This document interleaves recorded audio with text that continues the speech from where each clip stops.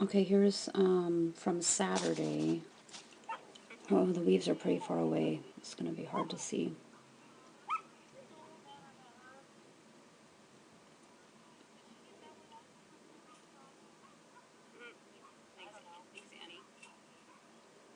Again, though, I can see that you're walking and staring at him.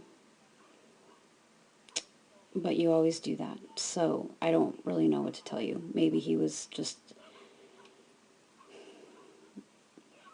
enough sort of distracted with everything. I don't know. He's pretty experienced. I wouldn't expect him to be, you know, distracted, but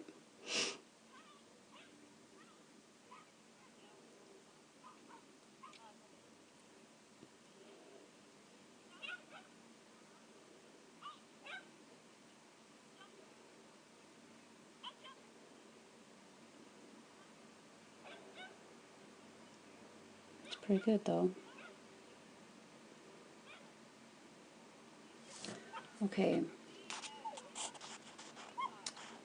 Um, I'm probably going to say over and over again that you need to look forward instead of down at him. And you might have to sort of train yourself to, like if you want to look down at him because you're sort of worried that you might trip on him, then you might have to sort of train yourself that your head sort of stays level, but your eyes shifted down so you can sort of see him, but it's not this sort of dramatic head down and looking at him at the same time. Because I do see you look at him, but it tends to be when he comes into you, so of course you have to look at him, right? But it could help because I can already see that he sort of comes into you in between most of the jumps. He certainly comes in to you if there's a curve. So it could be something that you could try working on in your yard where you set up a straight line and you just run him straight and you practice looking straight ahead. And then gradually make a curve and sort of train yourself at the same time as you're sort of working with him on it. So you're still looking at him. And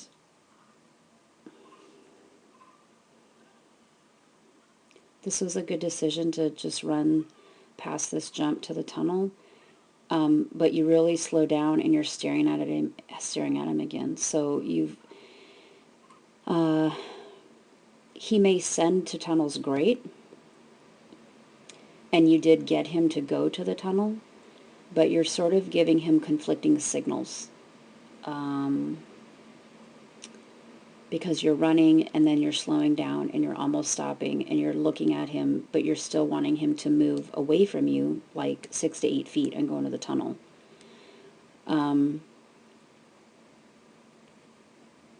So I would be careful about giving those conflicting cues with your motion, if that makes sense. So, okay, I'm not going to say anything else about that, I guess.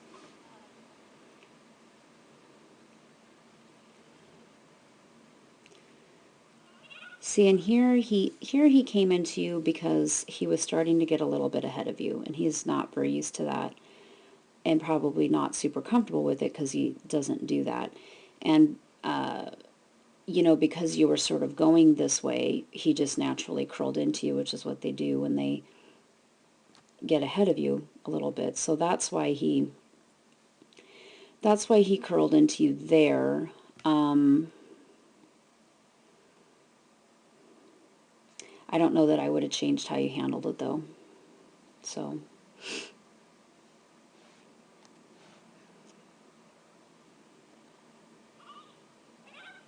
and here I mean, you have this sort of problem a lot, but the only way I can think, and it would be something to, okay, let me explain what I see first. So when you do a rear cross on the takeoff side of a jump, which tends to be what you do, and there's nothing wrong with that. That's what most people do. However, you have to get so close. You can't really start your lateral motion until he's pretty much over the bar, which is what you're doing here. Because otherwise you'll sort of push him off. So here you're still going straight, okay? You're still going straight, you're still going straight. Now he's over the bar, and now you're cutting behind him on the jump. So what that does is it's going to pull him this way. It's not going to make him drive straight, okay? If you were able to, you know, from back here, send him ahead of you, and you could make this line like really shallow like this, and then you could just sort of keep driving to this jump, then he would know more to come out here. But you can't do that with him because he just runs so close to you, and it's so easy to pull him off of things. So it might be interesting to try doing rear crosses on the flat on the landing side of jumps. So that would mean you would run, in this case, you would run past this jump and then try to turn him on the flat, and then you could drive to this jump, okay? And I can show you how to train, well, you might know how to train that cross on the flat. I think it might be better for you so that you can have this little bobble that you're having here where he's coming in and then you have to redirect him out here. You could do it out in this open space, but still have a lot of time to direct him back to this jump. Because see where you are, it's kind of hard for him to know that he's got to go way over here. I mean, he does, and he knows it, but I think it could be, I think we might be able to smooth it out. It'd be something to experiment with if you want. And here he just comes into you. It's just what he does. And you're pretty lateral. You know, you're pretty lateral from the jumps. But it's just sort of what he does. He just likes to come into you. So, you know, maybe in this situation, you need to try to run right in on these jumps so he doesn't do that. I don't know if you get called on refusals on stuff like that or not.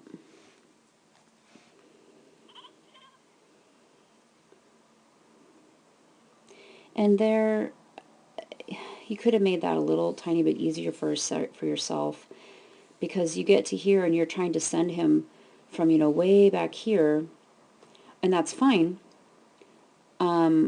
But you could have taken a few more strides this way so he would know for sure to take this jump. And then also in doing so, kind of make your path rounded and get over here to do a cross instead of almost coming to a stop, hoping he goes up to this jump, sort of waiting to see if he's really going to go, and then you cutting over. So you could just sort of make your path a little bit closer to this jump and then a little bit more rounded, and it might have made it a little bit easier for you, actually. See, because you hesitate there for a second, so why bother hesitating? Just keep yourself moving. And actually, because of the way that he cuts in on you like that,